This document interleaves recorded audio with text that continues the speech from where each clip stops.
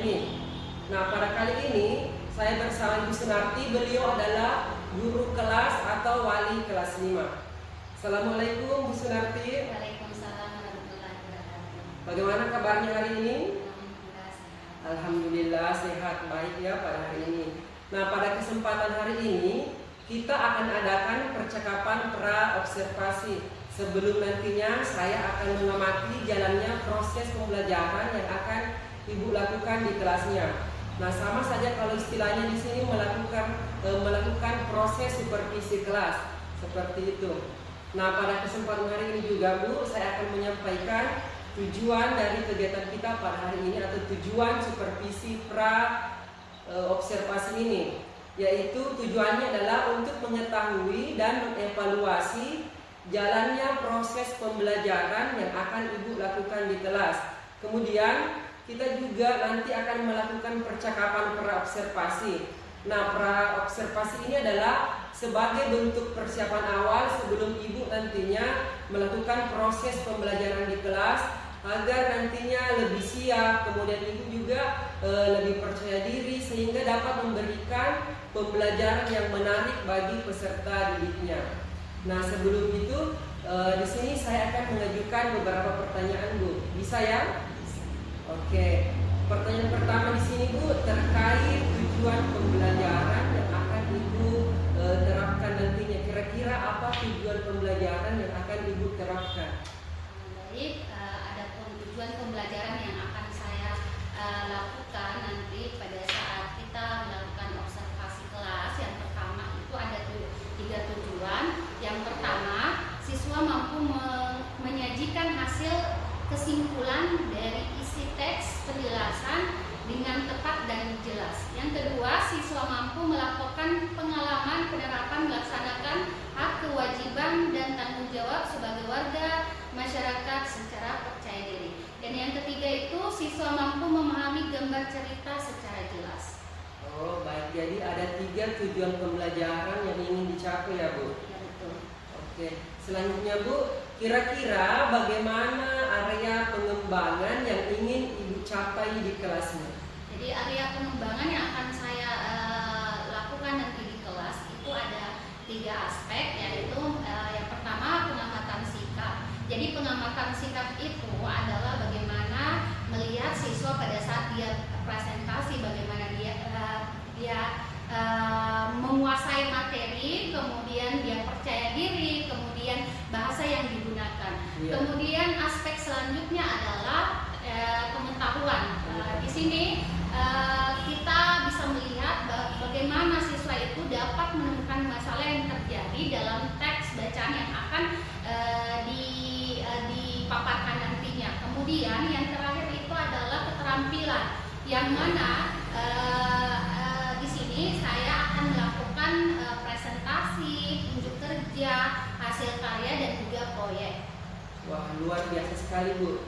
Oke, selanjutnya bagaimana rancangan pembelajaran yang akan Ibu terapkan, mungkin mulai dari model pembelajarannya atau strategi, metode, serta media pembelajaran yang akan Ibu gunakan di kelasnya nanti. Oke, baik. Jadi yang pertama strategi yang saya gunakan adalah berdiferensiasi, di mana yang kita lihat itu adalah kesiapan siswa, di mana kita akan mengintegrasikan kompetensi sosial dan emosionalnya. Kemudian model yang saya pakai adalah PJBL dan PBL, di mana PJBL itu berbasis proyek dan PBL itu berbasis masalah. Kemudian metode yang saya gunakan tanya jawab, penugasan, diskusi, simulasi juga percobaan. Kemudian media yang saya gunakan adalah teks bacaan. Jadi teks bacaan ini kita bisa ambil dari teks bacaan, kemudian dari televisi ataupun dari media internet. Kemudian yang kedua proyektor, saya menggunakan proyektor dilengkapi dengan LCD, laptop, kemudian yang terakhir itu adalah LKPD. Kemudian adapun kesemuanya itu yang mana saya berusaha bahwa strategi tersebut akan mengarah di mana semua kebutuhan siswa akan terpenuhi. Ya, seperti itu. Oke, betul sekali dan bagus sekali yang Ibu tadi sampaikan, mulai dari metodenya, kemudian model pembelajaran, serta media yang akan Ibu gunakan. Selanjutnya Bu, kira-kira kapan pelaksanaan kegiatan yang akan Ibu jalankan tadi itu Bu? Nah, jadi kebetulan besok itu rencana pembelajaran ini sudah sesuai dengan pembelajaran saya di kelas. Jadi saya menyiapkan pada hari Selasa 30 Januari 2024. Oh iya, jadi dilaksanakannya pada besoknya Bu, 30 Januari 2024. Nah, besok juga Bu di sini sambil saya nanti mengamati kegiatan pembelajaran Ibu, saya juga nanti akan mencatat kegiatan dari pembelajaran di kelasnya, mulai dari keadaan siswa, kemudian mulai dari kegiatan Ibu menyampaikan materi atau membawakan materi bersama siswanya. Baik Bu, setelah nanti Ibu melakukan kegiatan observasi atau pembelajaran di kelasnya, kita akan adakan percakapan yang terakhir, yaitu pasca observasi. Nah, di sini kegiatan tersebut nanti juga akan dihadiri oleh pengajar praktik. Hari ini kita akan mengadakan observasi di kelas atau kegiatan pembelajaran yang dilakukan oleh Ibu Sunarti AL SPD MPD, guru kelas atau wali kelas. Assalamualaikum warahmatullahi wabarakatuh. Waalaikumsalam warahmatullahi wabarakatuh. Selamat pagi anak-anak. Selamat pagi Bu Guru. Apa kabarnya hari ini? Baik. Oke, baik. Sebelum kita memulai pelajaran, saya mau tahu dulu, ada yang tidak hadir pada hari ini? Siapa nak? Abbas. Oh iya, baik. Mungkin sakit ya temannya. Ya, karena sekarang cuaca memang lagi tidak bagus, jadi kepada anak-anak semua jaga kesehatan ya, biar kita bisa aktif setiap hari mengikuti pelajaran. Oke, baik, kita sebelum mengikuti memulai pelajaran, kita berdoa dulu sebelum belajar. Siapa yang mau memimpin? Oke, silakan Osi. Sebelum kita belajar, mari kita membaca doa belajar. Doa dimulai.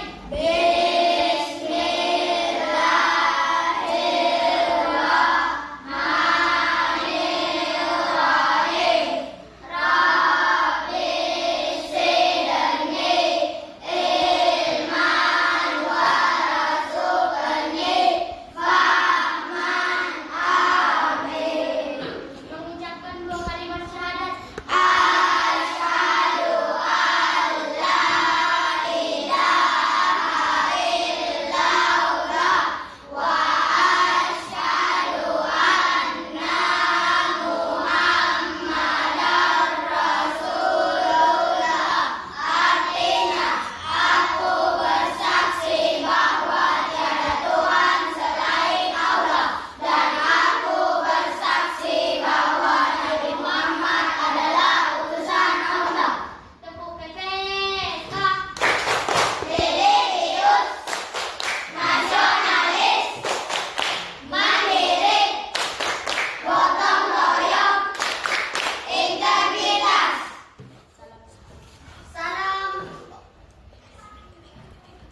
Salam PPK. PPK. Salam cerdas, berkarakter, menyenangkan, luar biasa, hebat, hebat, hebat. Tepuk semangat. Semangat, semangat. Beri salam kepada Ibu Guru. Assalamualaikum warahmatullahi wabarakatuh. Selamat pagi Bu Guru. Silakan, terima kasih. Oke, baik anak-anak. Tadi kita sudah memulai pelajaran, memulai doa sebelum pelajaran. Itu gunanya apa? Supaya Tuhan memberikan pemahaman kepada kita saat kita menerima pelajaran. Oke, baik anak-anak. Sebelum kita masuk ke materi hari ini, yaitu tentang pengaruh negatif dari interaksi manusia dengan alam. Sebelumnya kita telah belajar interaksi ya. Nah, saya mau coba-coba, apa kalian masih ingat tentang interaksi manusia? Siapa yang tahu pengertian dari interaksi manusia? Ayo, siapa? Interaksi. Ya, silakan Altaf. Apa nak? Pengertian interaksi manusia adalah hubungan timbal balik antara manusia dengan manusia yang kemudian saling mempengaruhi. Betul sekali. Tepuk tangan buat temannya dulu. Ya, jadi interaksi manusia itu adalah saling berhubungannya manusia dengan manusia yang dimana mereka saling mempengaruhi. Oke, selanjutnya interaksi manusia dengan alam. Siapa yang tahu? Kelompok sini. Ya, silakan. Hubungan timbal balik antara manusia dengan alam sehingga keduanya saling mempengaruhi. Betul sekali. Tepuk tangan buat Asifa. Ya, berarti kalian masih ingat ya pelajaran yang lalu. Nah, selanjutnya siapa yang tahu contoh dari interaksi manusia dengan manusia yang lain atau individu yang lain? Siapa? Siapa yang memberi contoh interaksinya? Siapa? Contoh interaksi manusia. Ada yang tahu? Nah, kalau interaksi manusia dengan alam, ada yang tahu? Iya, silakan Azam. Contohnya apa? Petani menanam padi di sawah. Betul. Ada lagi? Nelayan menangkap ikan di laut. Betul sekali. Kita kembali tadi interaksi manusia. Siapa ya? Oke, Sidan. Apa? Ya, contohnya. Yang satu saling menyapa bila bertemu. Betul. Ada lagi? Dua, berjabat tangan. Iya, betul sekali. Jadi, kalau orang interaksi manusia dengan individu yang lain itu pada saat kita bertemu itu kita saling menyapa atau berjabat tangan. Tadi contoh interaksi manusia dengan alam itu apa tadi? Yaitu nelayan menangkap ikan. Kemudian petani menanam padi di sawah. Betul sekali ya. Selanjutnya, siapa yang masih ingat pengertian dari hak? Ya, silakan, Anjeri. Hak di rumah mendapatkan kasih sayang. Nah, itu contohnya Dina ya. Ada lagi? Dan mendapatkan Biar lebih semangat, kita lihat dulu. Kita semuanya berdiri dulu, biar lebih semangat. Kayaknya agak lemas-lemas saya lihat. Kita goyang-goyangkan badan dulu, biar lebih semangat lagi belajar.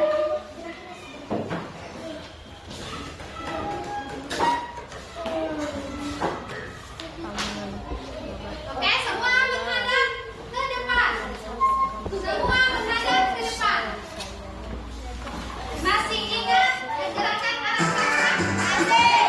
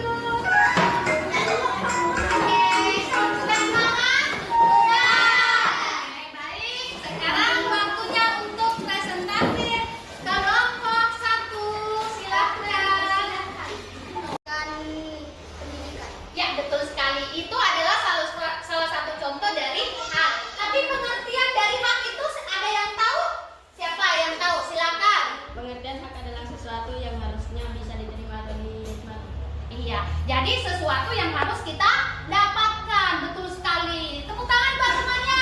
Oke, jadi hak sudah. Selain hak apa lagi? Apa? Ya, kewajiban. Siapa yang tahu pengertian kewajiban?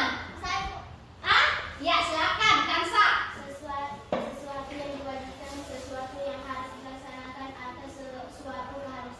Iya, betul sekali. Jadi kewajiban itu adalah sesuatu yang harus kita laksanakan dengan bertanggung jawab. Satu lagi, contoh dari tanggung jawab kewajiban itu apa? Siapa? Ya, silakan Ataya. Berbakti kepada orang tua. Ada lagi? Menjaga kebersihan rumah. Betul sekali. Artinya anak-anakku semua di sini sudah paham pelajaran yang lalu. Nah, sekarang kita lanjutkan pelajaran yang sekarang itu mengenai tentang pengaruh negatif dari lingkungan. Oke. Jadi materi kita hari ini adalah dampak negatif interaksi manusia dengan lingkungan. Nah, selanjutnya tujuan pembelajarannya yang pertama itu peserta didik itu dapat menjadikan hasil analisis tentang interaksi manusia dengan lingkungan dan pengaruhnya terhadap pembangunan sosial, budaya, dan ekonomi masyarakat Indonesia dengan baik. Yang kedua, peserta didik dapat menyajikan hasil analisis tentang kewajiban dan hak dalam kehidupan sehari-hari dengan baik. Yang ketiga, peserta didik dapat menganalisis teks penjelasan atau biasa kita sebut dengan eksplanasi dari bacaan dan dapat diceritakan kembali isi bacaan tersebut dengan tepat. Jadi ada 3 kegiatan kita. Yang pertama itu adalah menganalisis teks, kemudian yang kedua kita menceritakan kembali nanti teks yang sudah kita lihat nanti di video. Jadi ibu akan memutarkan sebuah video, di mana video itu kalian perhatikan baik-baik. Nanti itu akan diceritakan kembali. Jadi sebelum ibu memutarkan video itu, saya mau tahu dulu siapa yang suka menggambar. Siapa? Siapa yang suka menggambar? Semua suka menggambar. Tapi saya lihat yang angkat dulu tangannya yang paling suka menggambar. Saya mau hitung secara keseluruhan. Oh, berarti yang ini ya. Berarti untuk kelompok ini saya kasih tugas menggambar karena paling banyak. Nah, oke, kita kelompokkan di sini untuk mengamati gambar.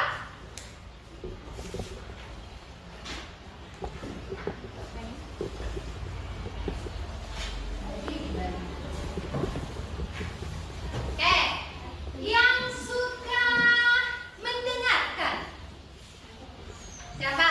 Oke, kelompok ini ya. Ini. Oke, dibagi sama temannya. Nah, berarti kelompok ini adalah bagian menceritakan hasil video yang sudah diputar nanti. Oke, silakan kalian pilih gambar yang ingin kalian ceritakan ya. Sebelum kita melanjutkan tugas LKPD-nya ini, kita lihat dulu videonya. Oke.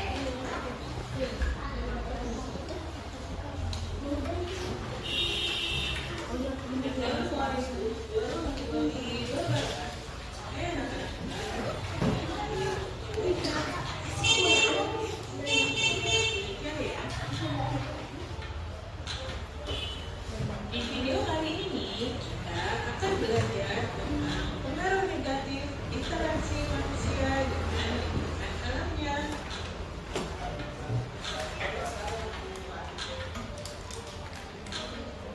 Ayo, silakan buka buku kalian ya di kelas 5 tema 6 subtema 1 muatan IPS.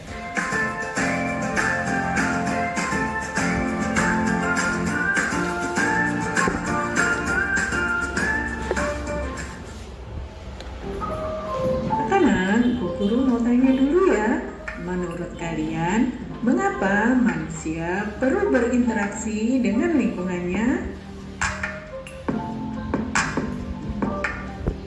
Nah, untuk mengetahui mengapa mengapa manusia perlu berinteraksi dengan lingkungannya, kita perlu mengenal tentang interaksi lingkungan. Untuk itu, kita perlu mengetahui dahulu apa itu interaksi. Interaksi dibagi menjadi dua, yaitu interaksi sosial dan interaksi lingkungan.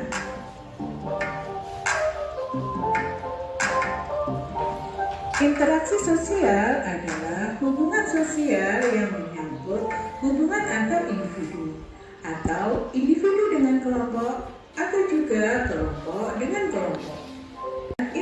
Interaksi lingkungan atau interaksi dengan lingkungan hidup merupakan interaksi antara manusia dengan lingkungan yang terbentuk secara alami.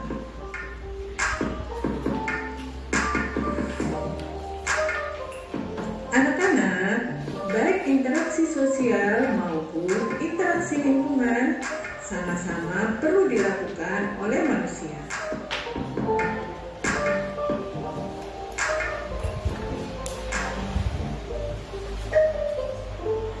Yang menjadi pertanyaan selanjutnya adalah mengapa manusia perlu berinteraksi dengan lingkungan hidupnya? Ada yang tahu? Iya, betul. Manusia perlu berinteraksi dengan lingkungan hidupnya untuk memenuhi kebutuhan hidupnya.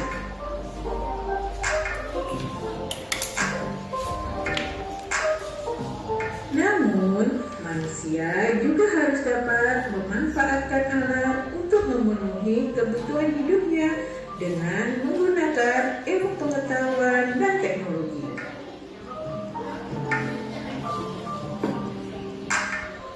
Contohnya, untuk menanggulangi akibat kemarau yang panjang yang menyebabkan menurunnya hasil pertanian, manusia mencoba membuat hujan buatan.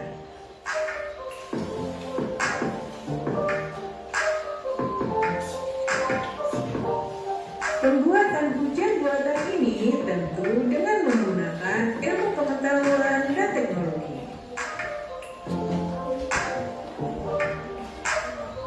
Dengan ilmu pengetahuan dan teknologi, manusia dapat memperoleh banyak sekali manfaat dari lingkungan alam untuk memenuhi kebutuhan hidupnya.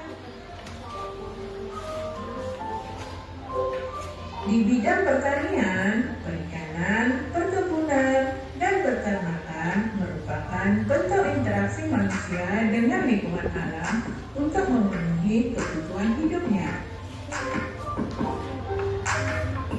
Manusia memelihara alam sedemikian rupa agar dapat dimanfaatkan dengan baik untuk memenuhi kebutuhan hidup manusia dan makhluk hidup lainnya. Namun, tidak semua interaksi manusia dengan alam berdampak baik bagi alam. Perilaku manusia yang membuang sampah sembarangan dapat merusak lingkungan sekitarnya. Interaksi manusia dengan lingkungan yang kurang baik juga dapat menyebabkan beberapa bencana alam yang merugikan manusia dan lingkungannya. Contohnya antara lain banjir karena saluran air yang terganggu sampah, atau tanah longsor karena manusia menebangi pohon di tanah yang landai, atau juga kebakaran hutan karena kecerobohan manusia. Nah anak-anak, sekarang kita belajar tentang manusia dengan lingkungan alam. Semua makhluk hidup di bumi melakukan interaksi dengan sesama manusia maupun dengan lingkungannya.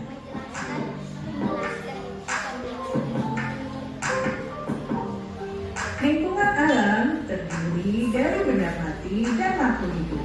Benda mati dan makhluk hidup saling mempengaruhi satu sama lainnya.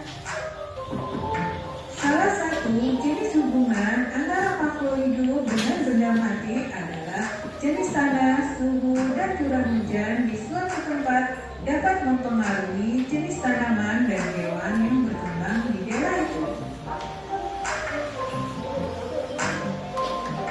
Makhluk hidup juga dapat mempengaruhi benda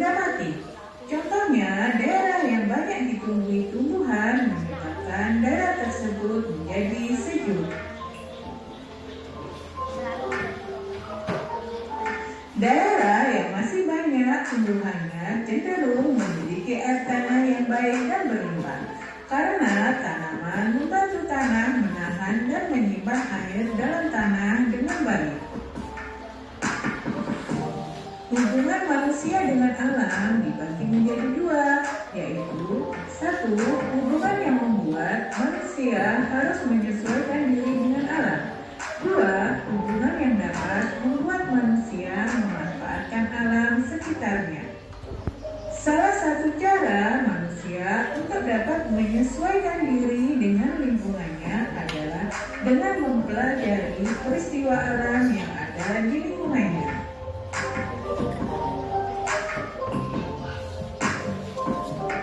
Contohnya, para petani harus menyesuaikan waktu tanam dengan musim hujan agar tanamannya dapat tumbuh dengan baik dan subur. Contoh yang lain, para nelayan harus bisa memilih waktu yang tepat untuk berlayar menyesuaikan dengan keadaan cuaca agar terhindar dari bencana dan memperoleh hasil tangkapan ikan yang banyak. Demikianlah anak-anak pembelajaran kita kali ini. Semoga pembahasannya mudah kalian mengerti dan kalian pahami ya. Terima kasih sudah menonton. Jangan lupa subscribe ya. Oke, baik anak-anak, itu tadi video yang telah kita putarkan tadi. Oke, sekarang kita lihat LKPD-nya. Nah, tugasnya apa? Nah, untuk kelompok ini, perhatikan gambar yang ada pada LKPD kalian. Di situ ada contoh gambar dampak negatif dari interaksi manusia dengan lingkungan alam. Apa yang diinginkan yaitu kalian menganalisis apabila interaksi manusia dengan lingkungan alam itu terus-menerus terjadi.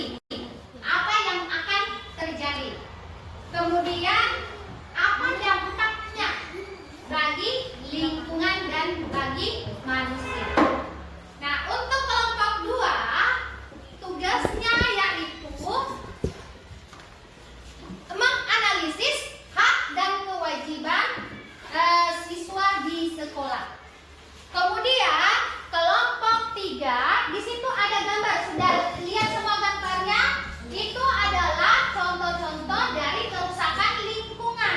Nah, silahkan kalian ceritakan kerusakan lingkungan tersebut itu disebabkan oleh apa, kemudian dampaknya untuk manusia itu seperti apa. Sudah semua memilih? Sudah? Sudah memilih gambar yang kalian inginkan? Nah, kalian ceritakan di situ apa yang kalian lihat di gambar. Itu kan adalah dampak negatif dengan interaksi kita dengan lingkungan. Kalian ceritakan yang pertama penyebabnya, kemudian pengaruhnya kepada manusia. Oke, silakan dikerjakan tugasnya. Setelah itu nanti kita melakukan presentasi untuk setiap kelompok. Silakan.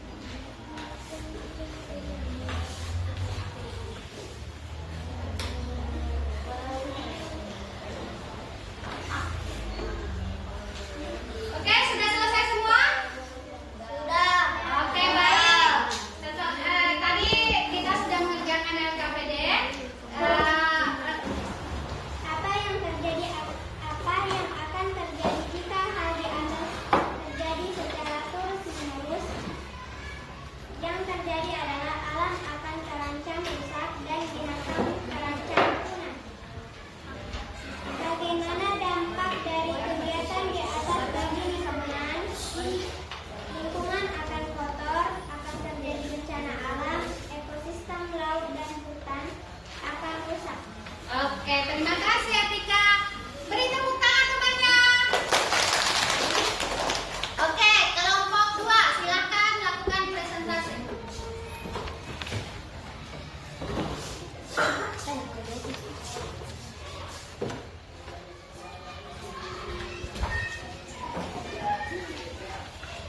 Hak siswa di sekolah adalah: pertama, mendapat nilai dari pelajaran; kedua, memperoleh pendidikan agama sesuai agama yang dianutkan; ketiga, disayangi oleh wali guru kelas; empat, mendapat pelayanan khusus bila mana penyandang cacat.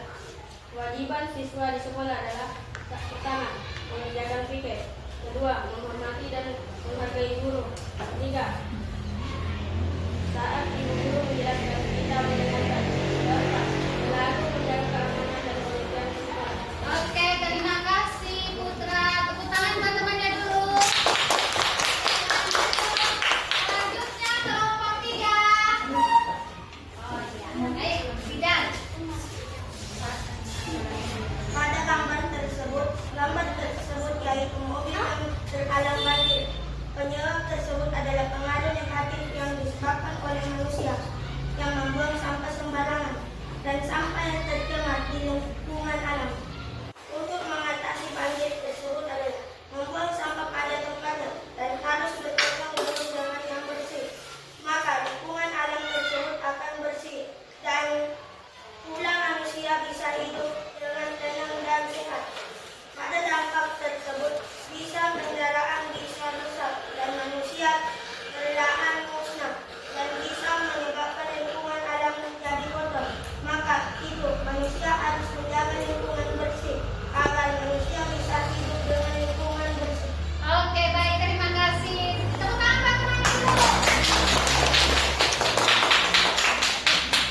Itulah tadi presentasi dari teman kalian. Nah, jadi dari video, dari penjelasan Ibu tadi, kira-kira kesimpulan dari materi kita hari ini, siapa yang bisa memberikan satu kesimpulan? Yang pertama, siapa? Ayo, apa yang kita pelajari tadi ini?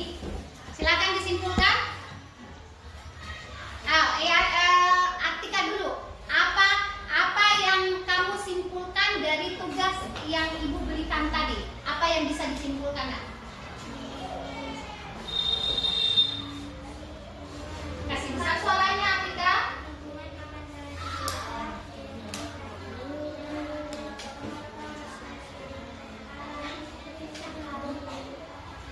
Betul sekali. Jadi kesimpulan untuk materi hari ini yaitu bahwa jika lingkungan kita kotor, maka kehidupan yang lain akan berpengaruh. Misalnya manusia, kalau lingkungannya kotor, maka akan terjadi banjir yang dimana banjir itu dapat melumpuhkan perekonomian juga aktivitas manusia. Oke, kelompok 2, kira-kira apa kesimpulan dari materi kita hari ini? Apa kesimpulannya, Alta? Mendapat nilai dari pelajaran. Hak siswa di sekolah mendapat nilai dari pelajaran, memperoleh pendidikan agama sesuai agama yang dianutnya, disayangi oleh wali atau guru kelas, mendapat pelayanan khusus bila mana penyandang cacat. Kewajiban siswa di sekolah mengerjakan praktek, menghormati dan menghargai guru. Tapi ibu guru menjelaskan siswa mengenai.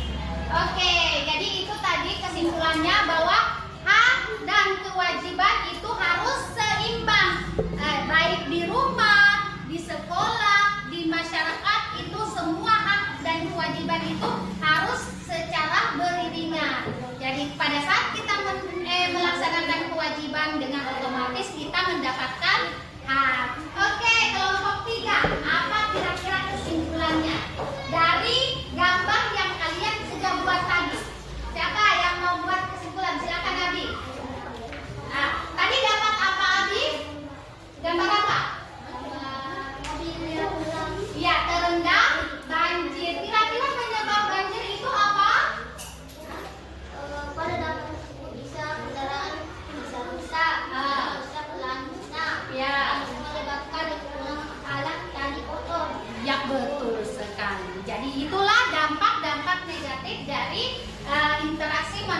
yang tidak bertanggung jawab kepada alam. Baik, hari ini selesai pembahasan materi kita. Saya sangat senang sekali kepada anak-anakku semua karena kalian mengikuti pelajaran dengan baik dan begitu antusias.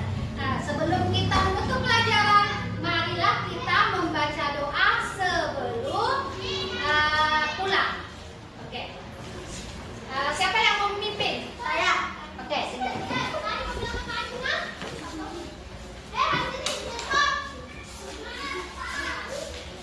Sebelum kita pulang, mari kita membaca doa. Doa dimulai.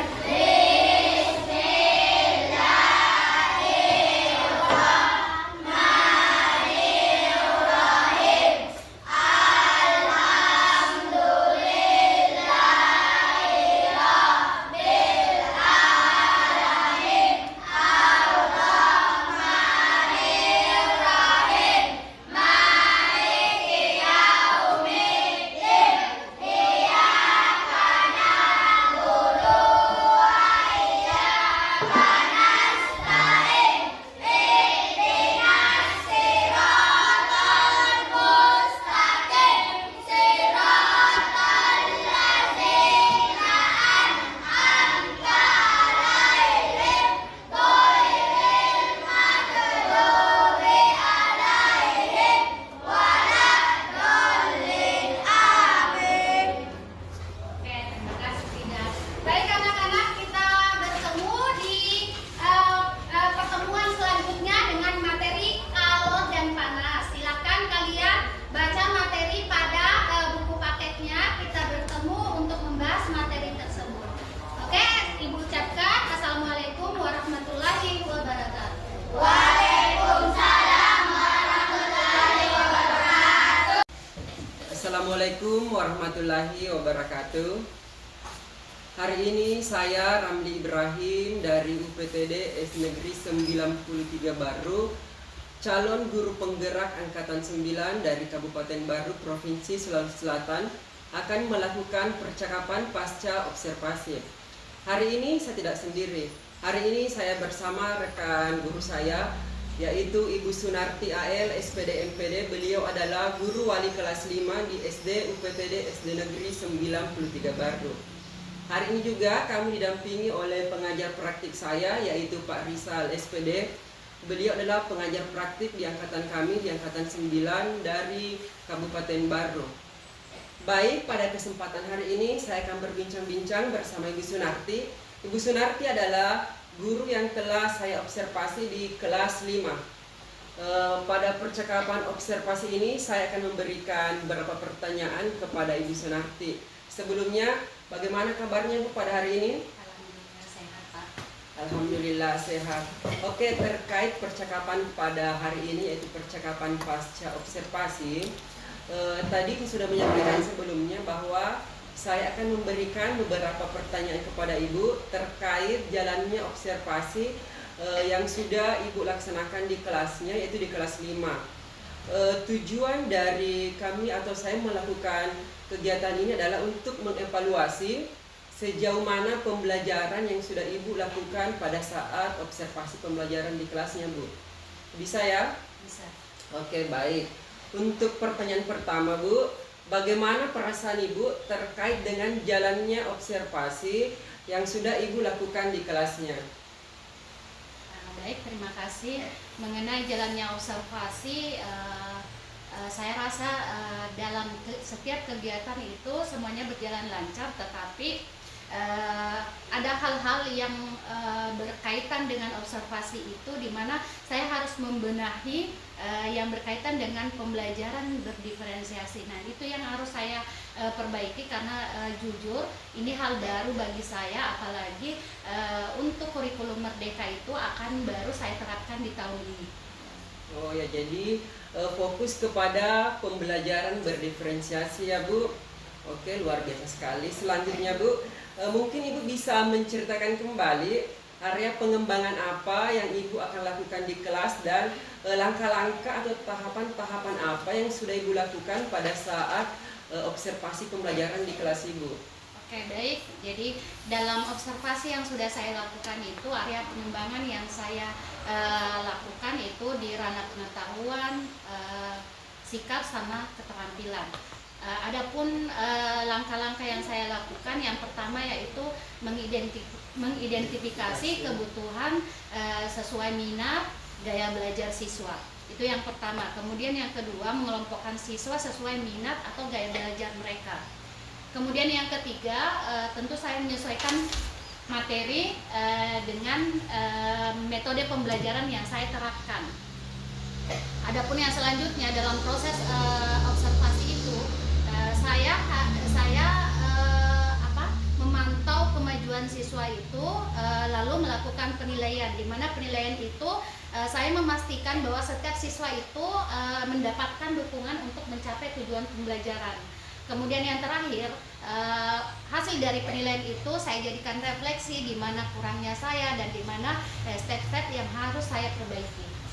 Oke, bagus sekali Bu. Jadi tadi Ibu sudah melakukan identifikasi sesuai dengan kebutuhan murid, kemudian juga sudah melakukan kegiatan pembelajaran, penilaian, dan refleksi. Itu sudah luar biasa sekali Bu.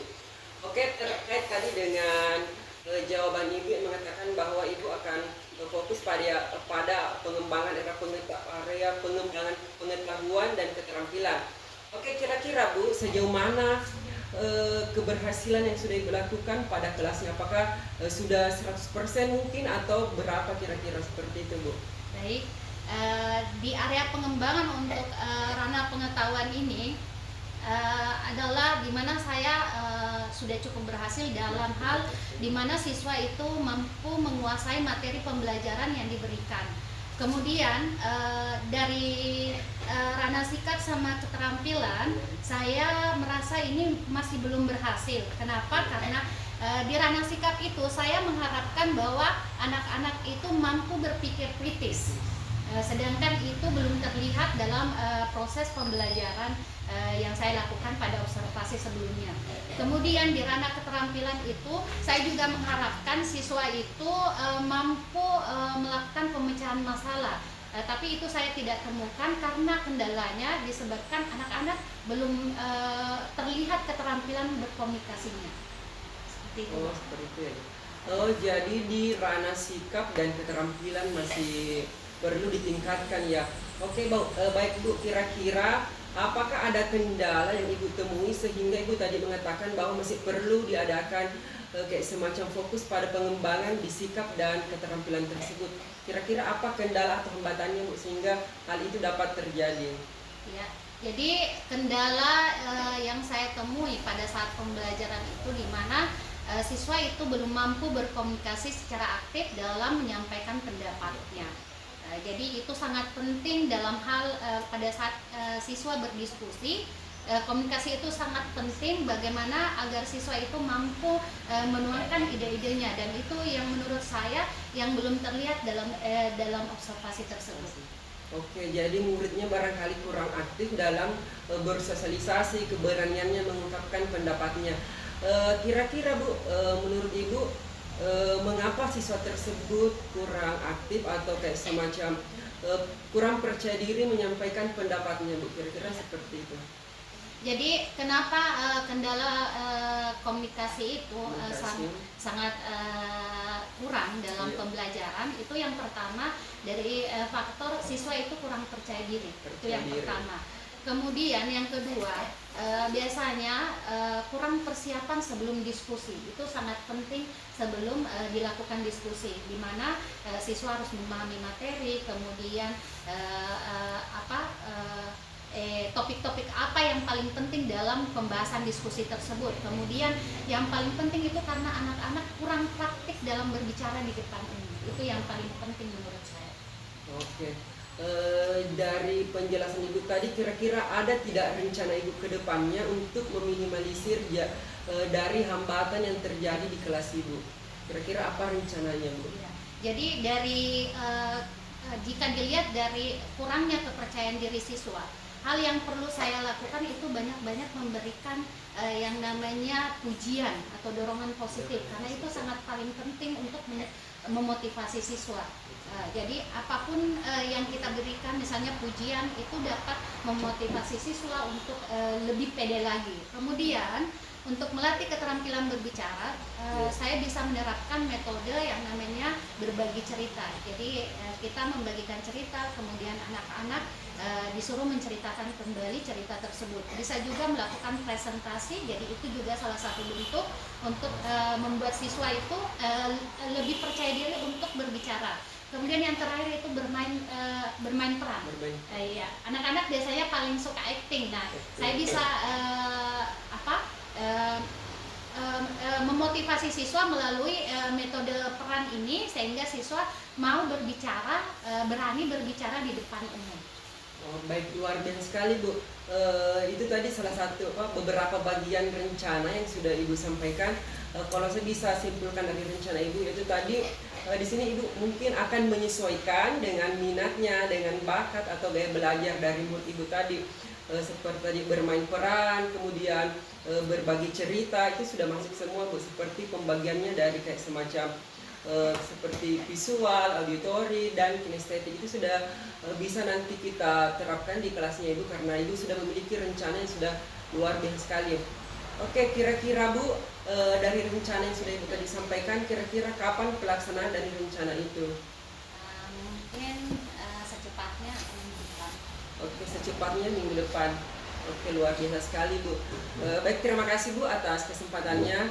Selanjutnya saya akan mempersilakan kepada pengajar praktik kami, dalam hal ini Pak Rizal selaku pengajar praktik saya, untuk memberikan umpan balik mengenai percakapan yang sudah kami lakukan pada kesempatan hari ini. Dengan ini kami persilakan Pak.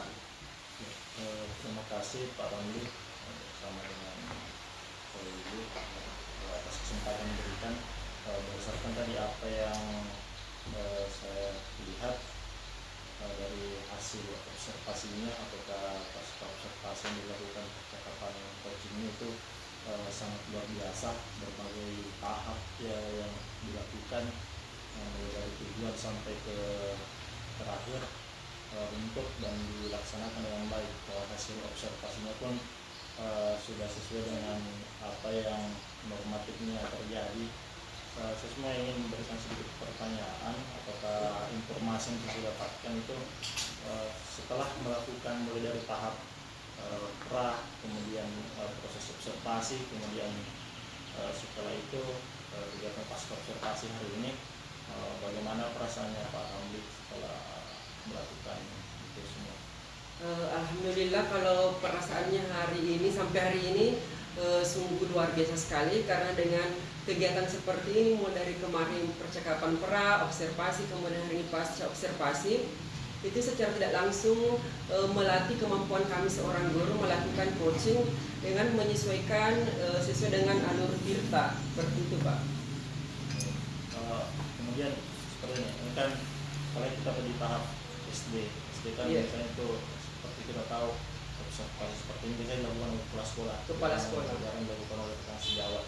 Bagaimana sih rencana tindak lanjutnya setelah melakukan, kita sudah tahu proses seperti ini, bagaimana tindak lanjutnya ke depan?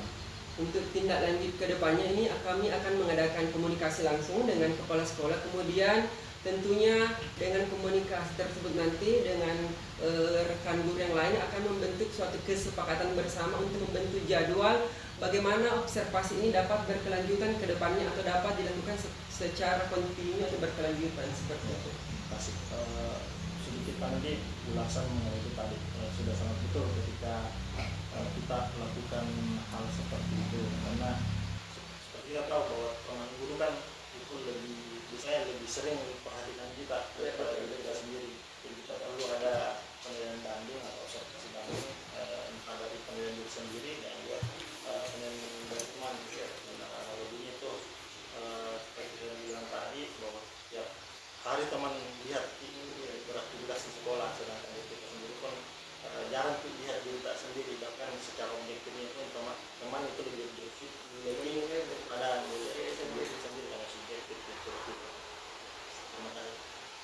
Terima kasih Pak atas umpan baliknya. Baik, itulah tadi percakapan kami pada percakapan pasca observasi. Terima kasih. Assalamualaikum warahmatullahi wabarakatuh. Ini